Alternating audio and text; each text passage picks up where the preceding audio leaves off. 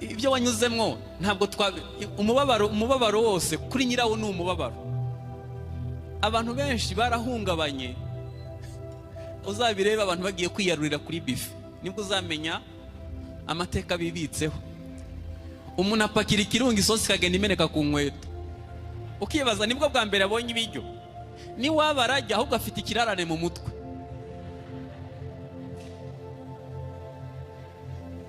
Hari ahantu yanyuze arahungabana, hari ubuzima yaciyemwo butamwemerera kubaho yisanzuye, hari ahantu yahungabaniye. Muri ibyakubeho bifite ibyo cyo byangije mu mubano wawe n'abandi, mu mubano wawe n'Imana. Imibabaro y'abantu ishobora gutuma babaho batiteguye kugaruka kwa Yesu.